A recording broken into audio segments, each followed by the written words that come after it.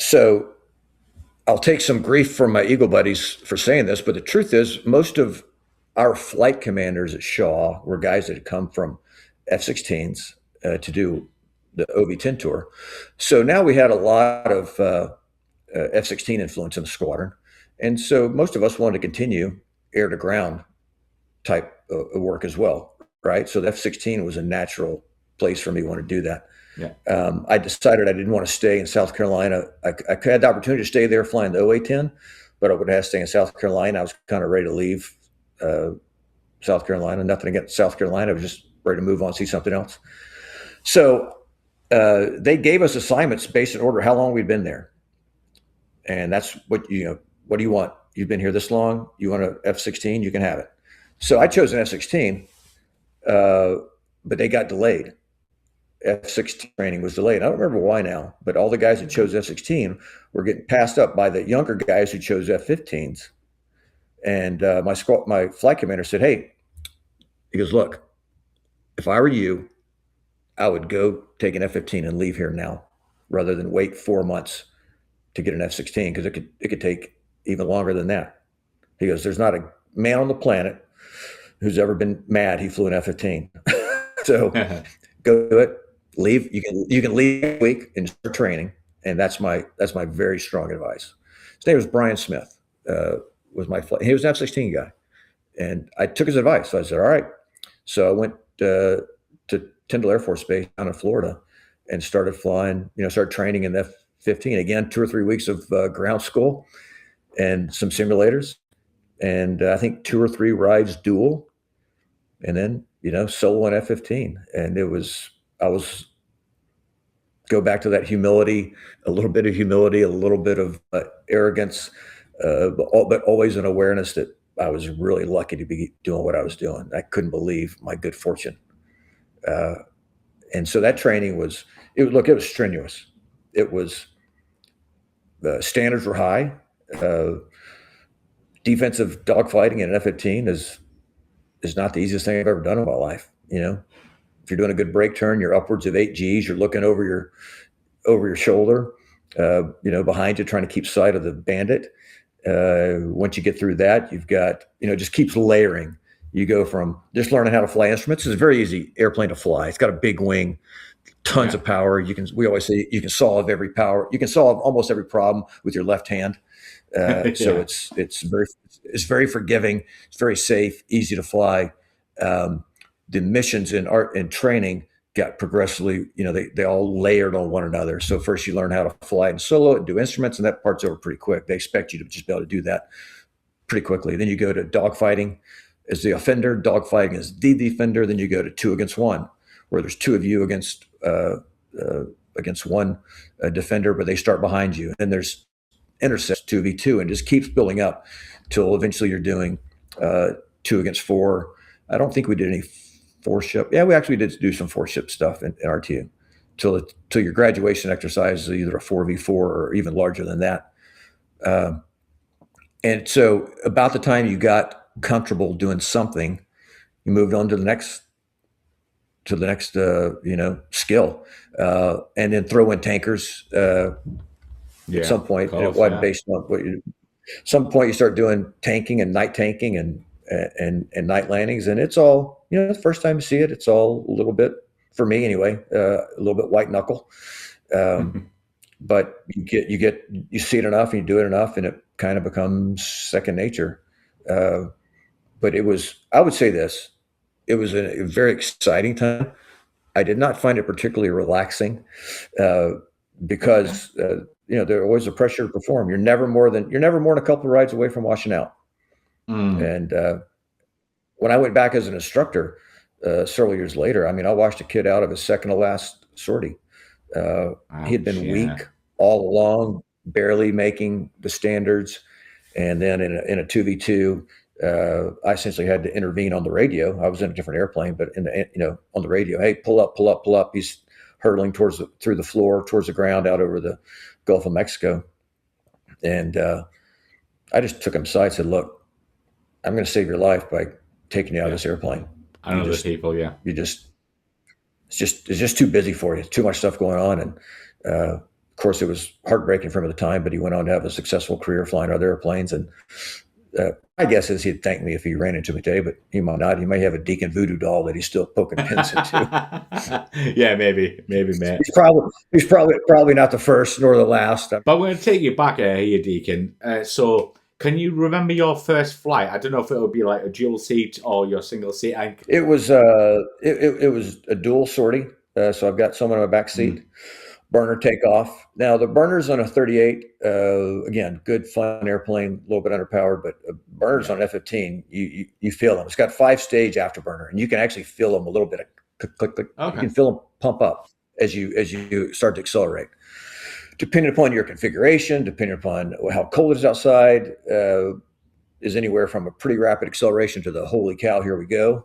But there's so much in your mind. You've got so much in your mind. Don't want to forget. You don't want to do stupid stuff, so that some of the sheer thrill of flying is tempered by the pressure of performance.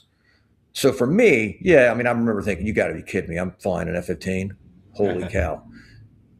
But more of that awe kind of came after I got through all my training. I got through my training at my squadron, and now maybe I'm going out to do dogfighting with a buddy on a Friday afternoon, where there's not as much pressure, and it's just two buddies, with an awful lot of airplane, awful lot of gas, and an awful lot of fun.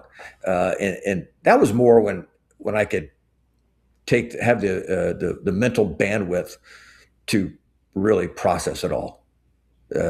Again, I was always acutely aware that I was really fortunate to be doing what I was doing.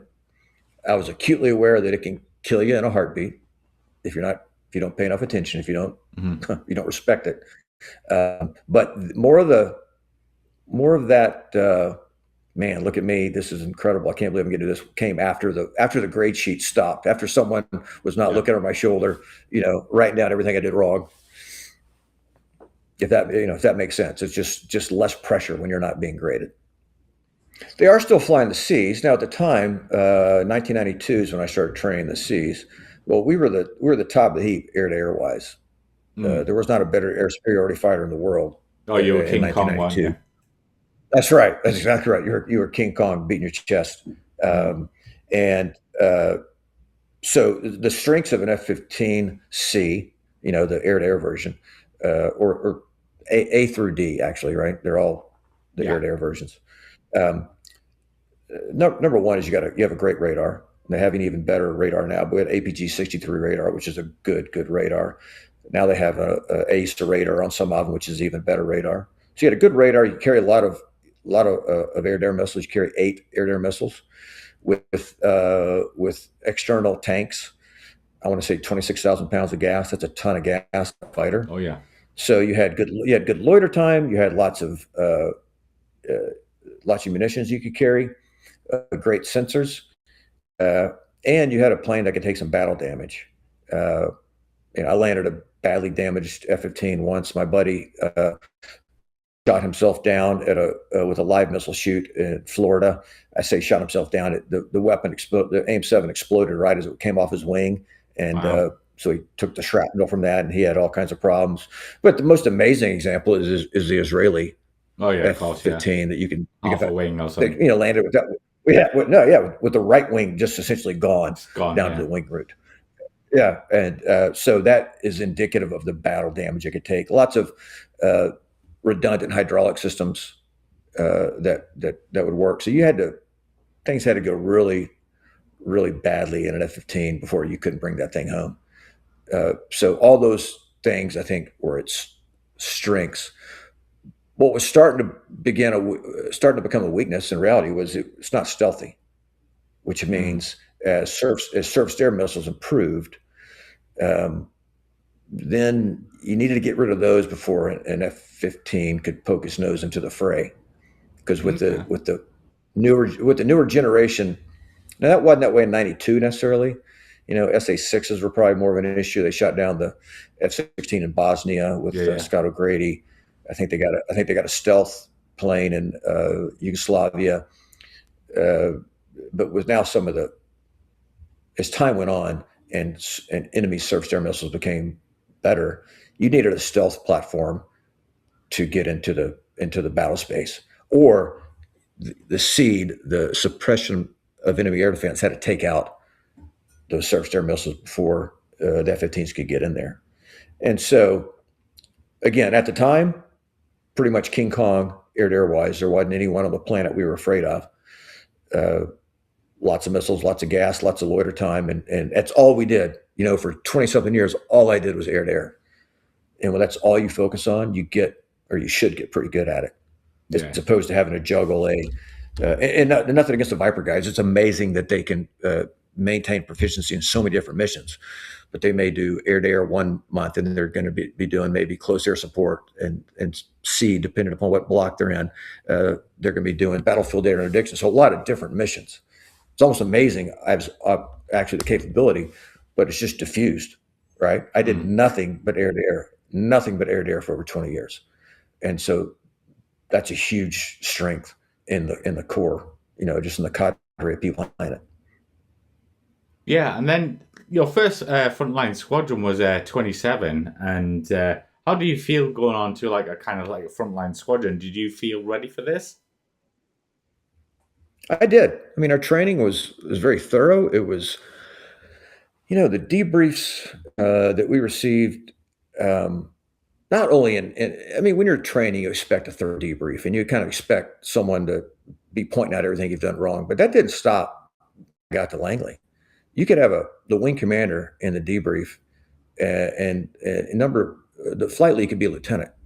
But in the debrief, he's going to tell the wing commander what he did wrong, or anyone. Oh, It's really? just that's the way it was. There's no rank, absolutely no rank in the debrief. Ranks Nothing come off in personal, the just debrief, yeah. absolutely. Here's our mission objectives. Here's our strategic objectives. Here's the tactical objectives. Meet that goal. Where did we not meet them? Okay, let's look at the radars. Let's look at our sensor work. Let's look at all this and determine, did we or did we not meet our goal? If we didn't, why? What can we learn from it? And it didn't matter the rank of who you were learning from. And in that debrief, man, I think that was a real strength of the Eagle community. And I've seen it as well. Most of my experience is limited to Eagle debriefs. I have sat in on some F-22 debriefs, and as I've flown with and against F-22s. And I think they've also done a tremendous job. And I think the Air Force in general does a great job of extracting the lessons learned, points to ponder, some people call it, from the debrief. And I would say that the debrief, an awful lot of learning occurs in debrief if it's done correctly. Yeah. And I have seen times when the debriefs start to get a little rushed, the learning suffers from that. And look, if I'm going out with my buddy, and we both got 2,000 hours in F-15, and we're going to go dogfight on a Friday we call it Friday afternoon in the fast jet business. We're going to go dogfight over the Gulf. We can come back, throw our gear back in the life support, throw our tapes, take a quick look at our tapes, and go to the bar and talk about what happened. But if you got a new lieutenant, who hasn't been doing this forever, you need to go in there and we call it chalking up the lines. You got to talk about exactly what happened in that fight. What did you see? What maneuver did you select? How did you perform that maneuver? You got to find out exactly what went wrong, what went right. And there's tendencies sometimes, depending upon the culture of where you are and, a lot of things. Timing, it could just be someone's busy, he's got to go. But when the debrief suffers, learning suffers. That I'm absolutely positive. Sure. I mean, I think at Langley, Oceana was close by. They were still flying Tomcats. And God, no offense to the Tomcat guys, great airplanes, some great pilots. But we used to joke in the Eagle community, difference between F-14D just meant we'd gun you while you're going up instead of going down. But actually, I had some great fights with Tomcats. A lot of fun to fly against. Obviously, very big airplane. They had the disadvantage of they kind of advertise their energy state with their wings, right? So if you sometimes when you hit a merge, part of your following decision making is what kind of energy package does this guy have? Is he fast? Is he slow? Well, there's no doubt if a Tomcat comes to the merge with his wings out, he's a little slow. But look, they were certainly a worthy adversary, and I had more than one hand me my take me down and put my ego in check. But it was just so memorable, I think, because of their size, their history, such an iconic airplane. So Tomcats, I flew against Hornets. Canadian Hornets up in Maple Flag. The Canadians Nice. paint the cockpit on the bottom of the Yeah, so it looks like a canopy, doesn't F-18, it? Yeah. and that is very unsettling. When Oh, you see okay. it, you can't tell if he's pulling at you or going away from you. Yeah, so Yeah, it can yeah, cause. okay. Look, that's all it's got to do. It's not designed to keep you confused for 2 minutes. It's designed to just stop a second to figure out, Mm, okay, what am I? Okay, he's going away. You might see the motion or the whatever, some other cue yeah. to tell you what he's actually doing, but just for a second, it might startle you. Flew with the Marine Hornets as well, and Navy Hornets. Flew with. I'll tell you a couple really memorable sorties. I took off with a Mirage 2000 out of an airfield in France uh, about 7:15 in the morning, and we took off. The Mirage home field, so the Mirage was leading, and we took off, and they cleared us like a 40 degrees worth of radials from 10 to 30 miles out from the airfield. So right there, we did some quick GeoAwareness turns, and we went into one high aspect engagement. I was clean, he was clean, and the Mirage 2000 with those Delta wings corners a lot lower than the F-15 does, and I was Mm. surprised at his. I was surprised at his nose authority at a lower airspeed. So we got into one long 5 minute high aspect fight that ended up with us in what we call a tree. So here's a F-15, here's a Mirage 2000 Hmm. with three engines and full afterburner pointing down at some French village, and we called to knock it off for gas.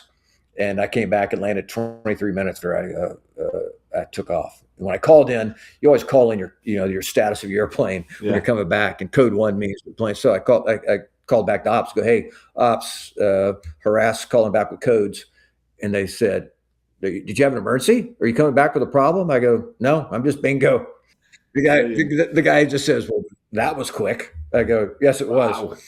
Uh, Yeah. Flew with one time we did a lot of work with the F-22s. Oh, New Orleans has nice. got great airspace just to the east, over water supersonic, big long airspace. So the Raptor training out of Tyndall in Florida Didn't know, yeah. love to come fight with us in that airspace. Then they land, we could debrief in person, brief the next flight, and we take off again, fight, and they go Mhm. back to Tyndall. We go back and debrief again. My last sortie in the F-15, or what was supposed to be my last sortie, ended up not being, but was supposed to be my last sortie, was 4 F-15s and 4 F-22s. So 8 of Mhm. us against Mhm. 6 F-16s, 4 F-15s, and a couple of T-38s, I think. So it was 8 of us versus 12 or 14 of them. And this was training. This were training sorties for 2 second lieutenants on the Raptor coming out of Tyndall, Mm. and they do an amazing job. I've flown against again. I flew with and against them a lot, and I was as a fighter pilot, it was very humbling to fly against them. Yeah. As an Air Force officer, I was very proud of the capability that we had thrown Yeah, into that of course. airplane. Uh, just didn't build enough of them. We only built 180, I think 188 of them. We could have used Yeah, twice not that many. many, I think. But fantastic airplane, and flying with and against them was a real treat. More of a treat flying with them, by the way, than flying against them. Yeah, yeah. I spent a lot of time kill removing when flying against them. Did you ever fly against the RAF guys? I never did. I'm trying the. I don't think I ever flew against the RAF in all those years, which is kind of hard to believe now that I think about it. I was never based in England. Never flew an exercise out of England. Um, so no, I never did. The biggest international exercise I ever flew, I was in Chile. We went to Chile in Oh, 2009, nice. and we flew. There was the Chileans, the Argentinians, the Brazilians, the French, and us. So The French were there. 5 countries. The French were there. 5 countries, 4 different native languages, all flying large force exercises, which is almost by definition in the country of Chile, narrow north-south airspace. Yeah, yeah, yeah. So yeah, we that was eye-opening. That was a lot of airplanes and not much airspace. A lot of fun, but at first I was thinking the Brits were there, but it was a French. So I no. The answer is that's a long way to say it. No, I don't remember flying against the RAF. I'm guessing you flew the F-15 on live ops. I did, yeah, yeah. Live ops. So we did a ton of exercises. I don't know, 12 or 13 red flag, green flag, maple flags. Lots of deployments: Hungary, Chile, Alaska, many times. Australia, one great Nice. deployment to Australia. They were all great deployments. And then four combat tours in the Eagle, all Operation Southern Watch or Northern Watch. Northern Watch we did right after 9/11. We went over to Turkey for about 3.5 months. So I think about 250 combat hours in the Northern Watch and Southern Watch arena. And then we started sitting alert on 9/11. My unit started to sit alert again. I think we did have without stop since 9/11, or maybe one day while they were arguing about funding or something. But essentially, the Louisiana Air National Guard 159 Fighter Wing has been sitting alert in New Orleans since 9/11. Air National Guard is, it's a way to have more capability at less cost.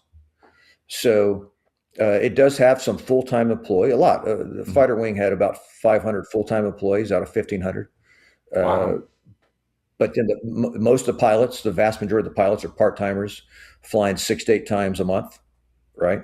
And most of them are experienced already. I used to always tell kids that wanted to fly the F-15 when they were coming in an interview, I'd say, if we hire you, I expect 5 years I expect you to be here 5 years full time, because you can be a good part-time fighter pilot.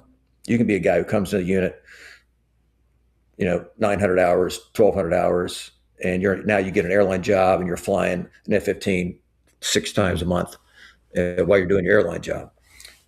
I think it's impossible for someone to become a good fighter pilot as a part-timer. It's just right. It's too much. It's too much, So I want a kid coming out of training. I want him for about 5 years to before he becomes, I get him upgraded to flight lead and everything else. So the beauty of the Guard is you can be an airline pilot, which is exactly what I did. I became an airline pilot, got an airline job, and then I walked away from it on leave, and went back and flew fighters for, in my case, another 15 and a half years, because of 9/11, I could stay away. But yeah, the Guard, every state's got an Air Guard unit.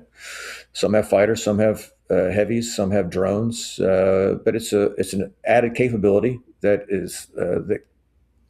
can fall under federal authority when you're deployed overseas, or when you launch out on a scramble to go scramble somebody. You become a federal entity at that point.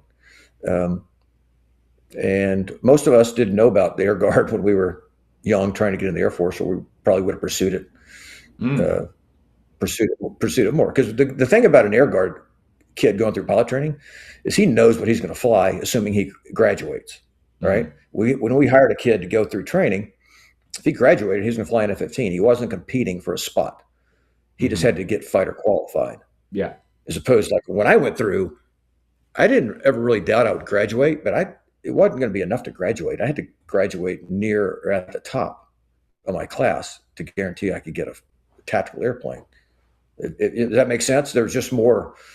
There was more pressure, I felt, because I had to get at the top. Whereas a Guard guy, as long as he gets fighter quals, and he's got to get through training, and they go, yeah, you're going to go fly a fighter, then he can go into his fighter, which is a kind of a nice luxury to have, already not having to compete for an airplane beyond just proving that you're up to the task. Yeah, so on the Guard, I don't know what it's called over there. Do you have QRA? Absolutely. There's and we did that. We don't call it QRA, but we absolutely did. I think our response time is classified, but it's quick. I'll tell you this: when the horn goes off in my unit, if we weren't in the air in less than 6 minutes from the time the horn went off, we would have a pretty good debrief about what went, why we weren't in the air that quickly. But absolutely. I did that again from 9/11 on. We set alert in New Orleans, and it looked scrambled many times. What we would do in New Orleans is when I wake up in the morning, I'd shower and put on my G suit, my flight suit, my G suit, My Oh, helmet and my harness would be out at the jet already. And then usually at sunset, because we just scrambled less often at night. Usually at sunset, I would take off my G suit, and yeah. I would. I think I scrambled twice a night. I think both times I just flew it without a G suit on. I don't think that was the approved solution, but I was more concerned about getting in the air quickly than fighting with a G suit.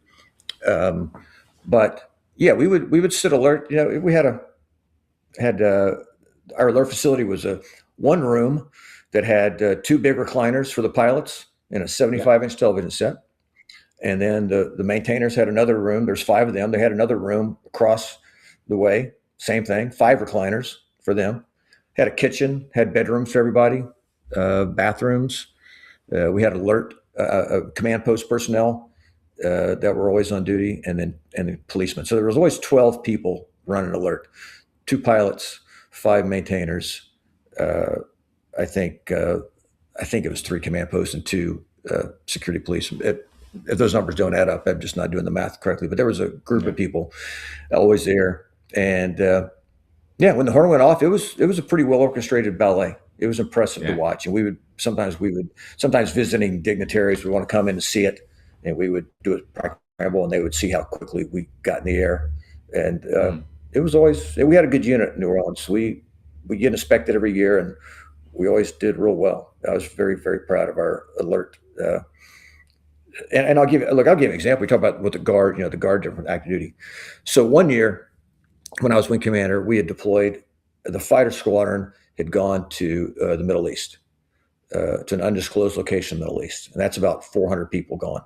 All right, That's a lot. Yeah. we've got a hurricane that's come through Louisiana, and at the time, I don't know how it is today. I've been retired for 10 years, but at the time, the governor, the adjutant general, liked to use the air guard during hurricanes, just because what my boss told me is he goes, Deacon, when you put an airman in charge of something, he's just going to find out what needs to be done. He doesn't sit around and wait. He just finds out what needs to be done. He makes it happen. So we became victims of our own competence in that they loved having us involved in hurricane ops. Great for hurricane Mm. ops, not so great for trying to maintain currency. Mm. And so we've got fighter squadron deployed to the Middle East. We've got a hurricane 100% activated by the state. So every airman is now on orders, state orders.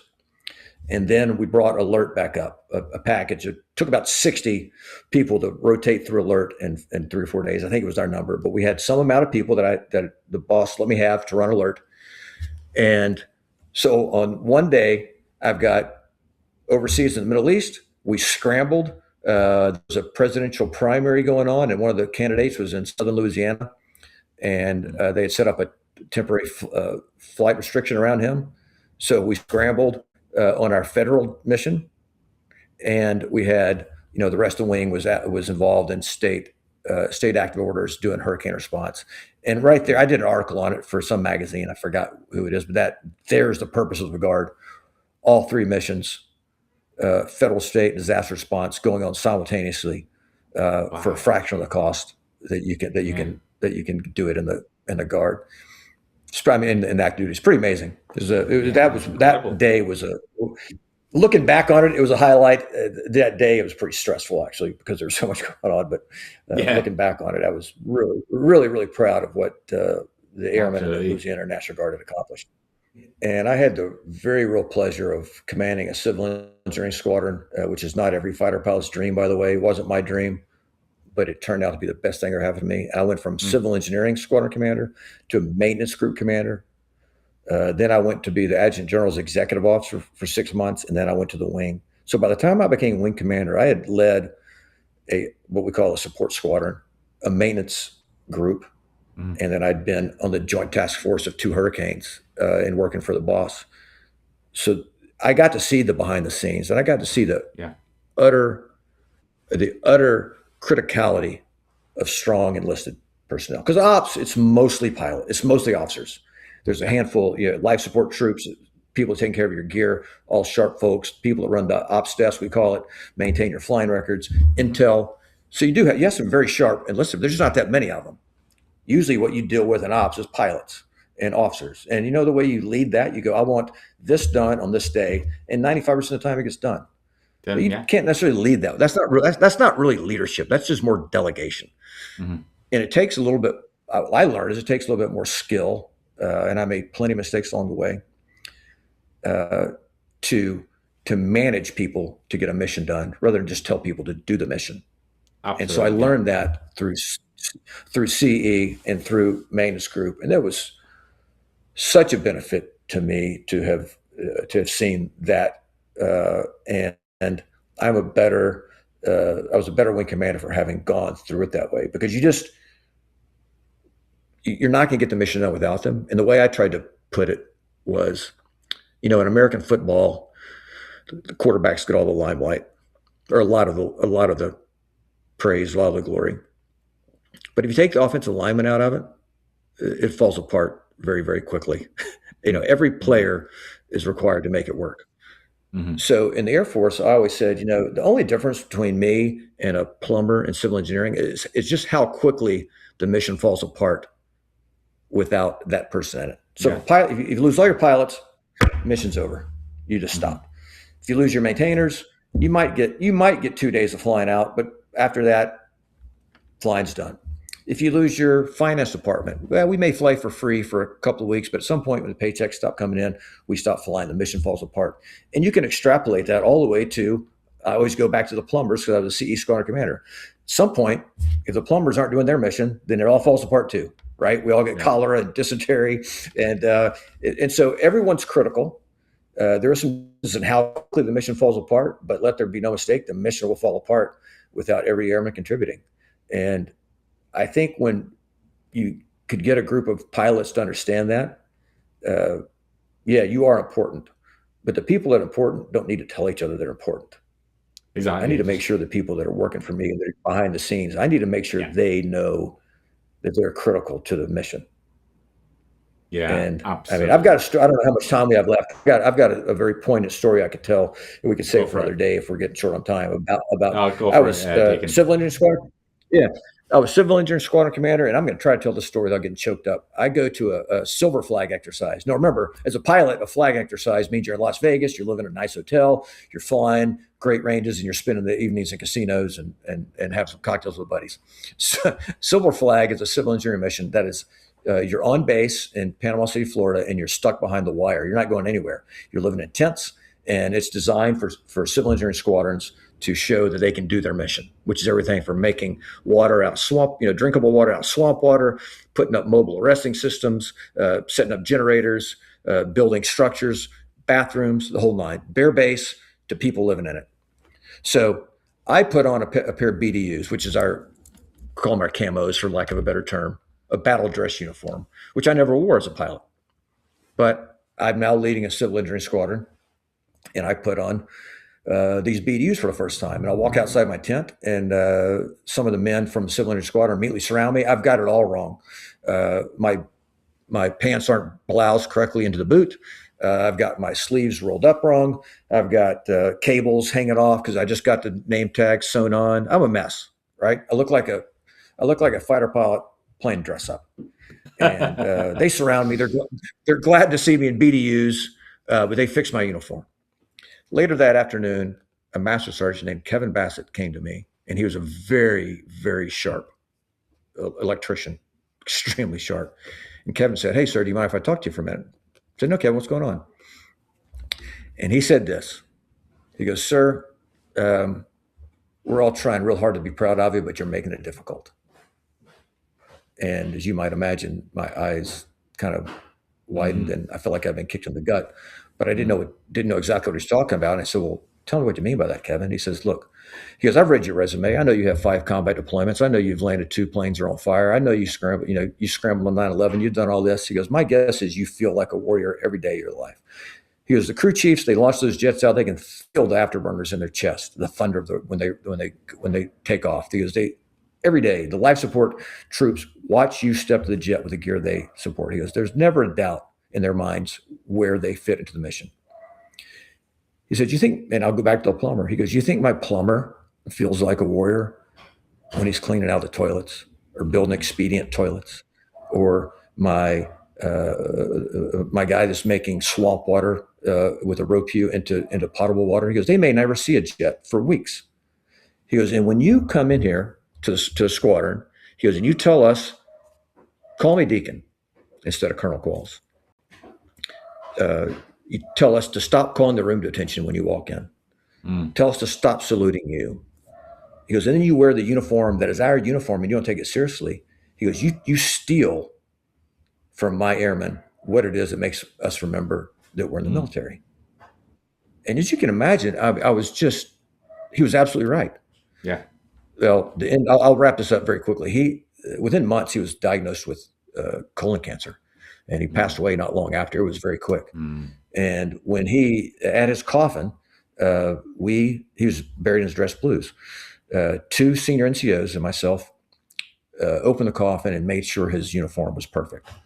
Every insignia in the right place, rank right, medals correctly, because that was who Kevin was, and he deserved that.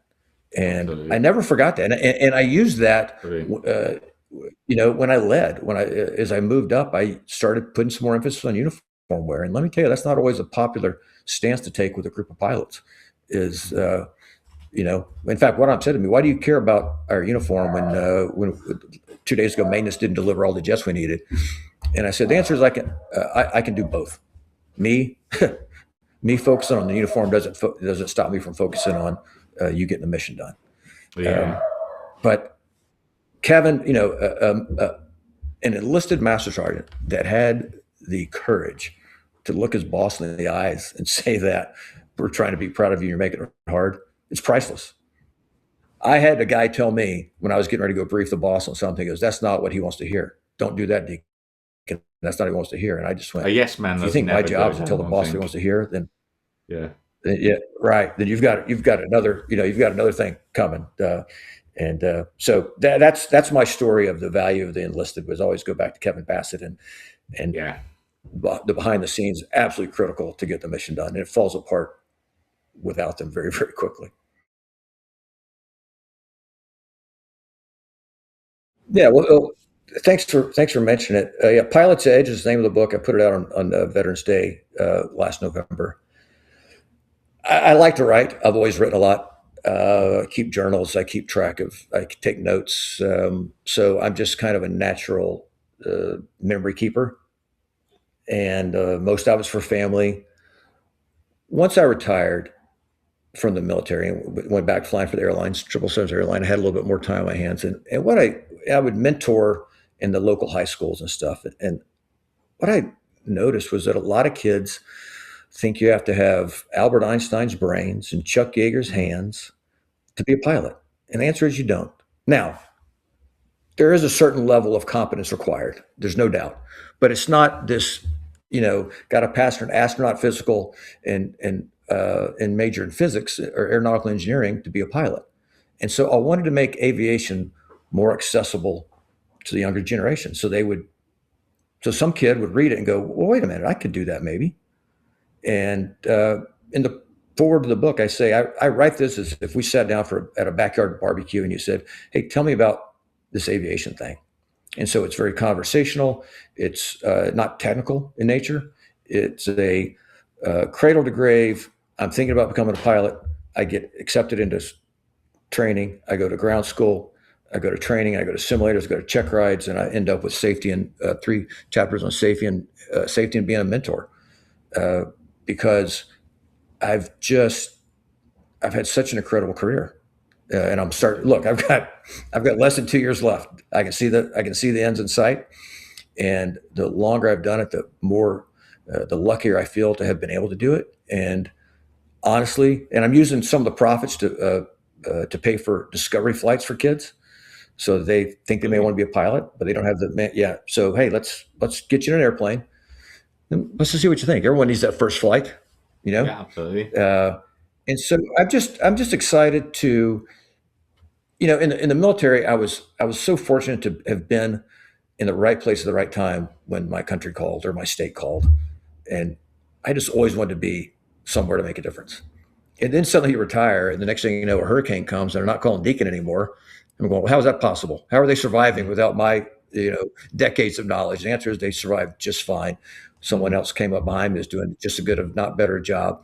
And so I would say this mentoring kids became really maybe a search for purpose, uh, beyond just the great life that I have. I can fly nine days a month, get a full nice paycheck, and I just want to pass on that good fortune to some other folks that may not think that was even a possibility to them. Yeah, So, do you have any hobbies? I do. Number one is writing. I still write. I'm writing a memoir. I'm writing some humor stories about aviation, and then I just keep it. I keep a daily journal. I write letters to my daughters that they will keep, hopefully after I'm gone. I like to woodwork. Do things around the Oh, house. My wife is a great designer. My wife's a great designer, and I am the person who puts them into play. I'll turn the thing around. You can see a library that I built. Does that show? oh wow, Yeah, yeah. here's a little library that I Oh, the built. bookshelves, yeah. Yeah, I built that. Yeah, I also built her a nice dressing room. So I like to build things, and then when we have time off, we like to travel as well and go see family, visit family, make memories. We've been overseas many times, and then around the United States as well. So that's the main stuff. Favorite aircraft you have flown? It's the F-15. Yeah, it's I mean, just it's history of success. It's history of longevity. They're making new models now because Yeah, the they F-15. need Yeah, they need it to they need it to meet the operational plans. It's a great plane. We can talk another day about the time I landed one of those on fire. It was a crippled jet, and it brought me back home safely. And uh, just a great workhorse that has a history of success over decades, and mm, that's hard to beat. And it was, yeah, I loved flying it. Absolutely absolutely. loved flying that airplane. One you would like to fly, either past or present. Oh, great. Look, it's got to be the P-51. I'm a big fan of. I'm a World War II history buff. Mm, Um, just now, recently finished the book Masters of the Air, upon which they made the miniseries or the series about. But I think about the Battle of Britain and the Spitfires and the Hurricanes, and then the yeah, P-51s later as Eighth Air Force came in. I've just, man, what an amazing battle. And when I think about how young some of these kids were that were flying those airplanes, it's yeah. just it is amazing to It's me. crazy, isn't it? So yeah, P-51 would probably have to be at the top of the list. A little bit late for that, but fantastic airplane and with such a incredible history. The book is on Amazon. I'm selling it only on Amazon right now. Pilot's Edge is the name of the book, and you can find me on X. Now it's just at Roy Deacon Qualls, no spaces. I'm not really a social media guy, but I'm told that I need to be for selling books. So Yeah. it just started several months ago doing that, but I post 2 or 3 times a week, so you can definitely find me on there. Look me up there. One of the things that I do is in the back of my book, on one of the last pages, I put my email address, and I say, hey, because I so strongly believe in mentoring and being a mentor. Brilliant. Uh, Yeah. Like that. everyone can be a mentor, even if it's a kid who hadn't even had his first day of ground school. I promise you, there's someone that wants to be him that he can help out. I Yeah. feel like mentoring is a part of my job, uh, as a good human to mentor. So I put my email address in the back of the book, pilotsedge.mentor@gmail.com. And I have people, pretty much weekly who will have read that, and I say, hey, if you can't find a mentor, give me a call, and I'll help you You out. shout, yeah. Um, yeah, and so that email in the back of the book, and it is pilotsedge.mentor@gmail.com, and feel free to write me, and we're always looking for the right person to give a discovery flight to. So I take nominations for that, but that's where you find me. Pretty much just a book at Amazon and me on X. Thank you very much. Awesome. Yeah, thanks for having me. It was a pleasure. I look forward to being back.